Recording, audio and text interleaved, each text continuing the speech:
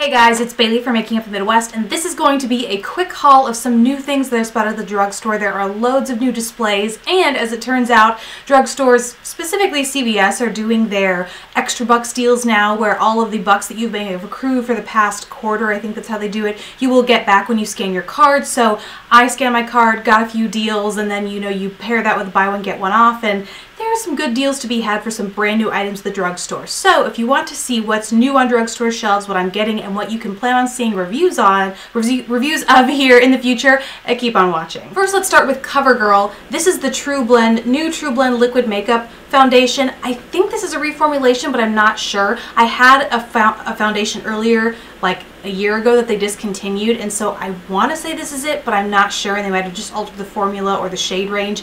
Either way, new packaging. I got the shade L6 or Buff Beige. The nice thing about this is they had not only a huge range, but they also had testers that you could try. I did not. I was in a rush and had gloves on, so I didn't want to take the time, but you could if you wanted to. So this was what I thought was the best match. I don't really know what I am, but I like CoverGirl foundation, so I was kind of eager to try this and pick it up. I think this was $9, I want to say, which isn't bad for a drugstore foundation. Then I also got the concealer. This is the TruBlend FixStick concealer, very similar to the L'Oreal that came out probably about a year ago now, which I didn't like. It didn't really stay in place on me, but I love the idea of a stick concealer like this with more of a precise tip that you can use in your under eye area to draw the triangle, or use to spot conceal all over your face.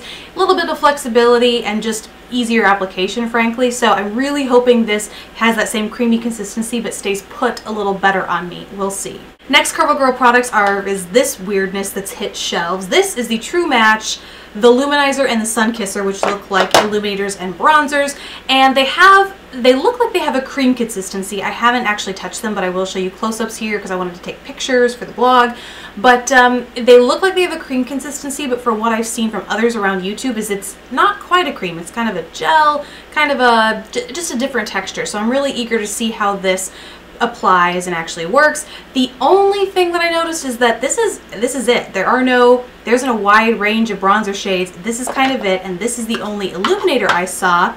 So for those that have super deep or super light skin tones, these might not work as well. They are pretty right in the middle of the road. This is the illuminator. It looks like it has some chunkier gold shimmer in it. You can see a close-up of it here, but sometimes it's so hard to tell with these how they'll actually apply, whether or not the chunkiness of the shimmer will actually show up on you, or whether it will look a little more natural. So really only time and trial will tell with these, but definitely be on the lookout because I'm super eager to try these out and review them. And the last CoverGirl item I'm so upset with, I tried to use it today in the look that I'm wearing using another product that I recently hauled, but I couldn't get it open. It's the new eyeliner. It's their new Bombshell Intensity Liner. It came out with the mascara that I've actually already reviewed, the double-ended step 1, step 2. You can check out a review of that, but I got this and I can't get it open to know what it's actually like inside. So I'm gonna have to return this and get another one because I was genuinely interested in using it today and I can't. So that's that.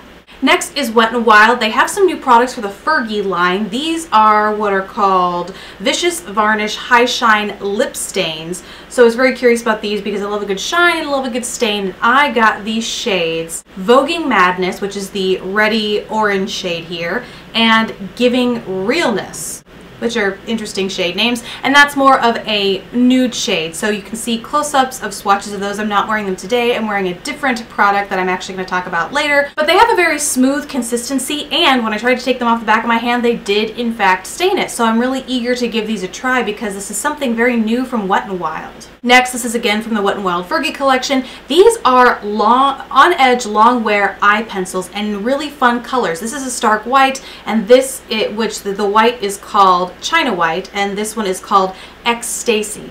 Ecstasy, Stacey, Fergie, you know. So this one is a hot pink. I had to pick this up because even though it's wildly impractical for me and probably a few other people to wear during the day, it's just such a fun color, and to pull it off affordably at the drugstore to still have a good consistency and long wearing ability, I suppose, would be impressive. So I picked these up. The white's going to be great for the waterline and maybe some fun mod looks, I suppose.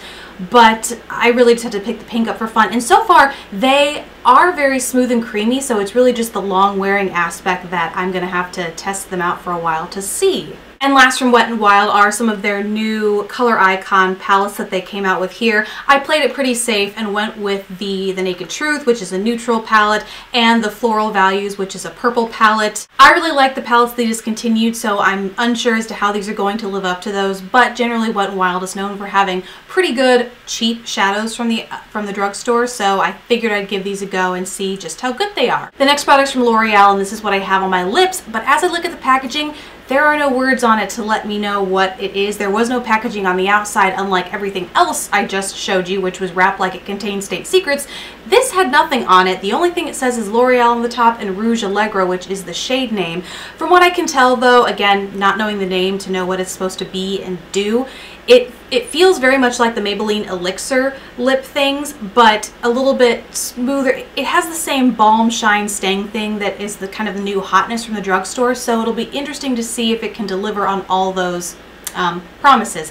As of right now, it is a little glossy, a little balmy, has a very smooth, lightweight feel on the lips. The only thing I'm not sure of is whether it will stain. So I'll be interested to try this out. It has a relatively pleasant smell, I think better than the Maybelline Elixir. So if it works well, this might be my preferred alternative to the two, but we'll see. Speaking of Maybelline, I noticed these Master Glaze blush sticks on the display, so I picked up the shade Coral Sheen because I'm a big fan of coral, and I'm sure I will get so much use of this when spring rolls around. I'm so already thinking about spring because it's really cold out, but it is just a pretty basic blush stick. The one thing that I was curious about, and after having swatched it I now know, it doesn't have like a jelly sheen about it, which I don't like about some cheek stains because it feels like things will then constantly stick to my face throughout the day, and you'll have like a less of an illuminating sheen and more of like the product's still wet kind of sheen. So luckily none of that. This is more of a cream texture, but I'm not really sure if it's going to apply or dry down as a powder to the face. So again, only time and testing will tell, but it's a kind of an interesting little product to come from Maybelline that I wanted to try and check out, especially with spring around the corner, fingers crossed, sometime soon. And last is a product from Revlon. I actually had someone specifically ask me to pick this up and do a review of it. So it's the Revlon Bronze Glow Highlighting Palette. And this is very similar to the Physicians Formula Shimmer Strips or even the Bobbi Brown Shimmer Strips. So I picked it up because people were asking for a comparison of this.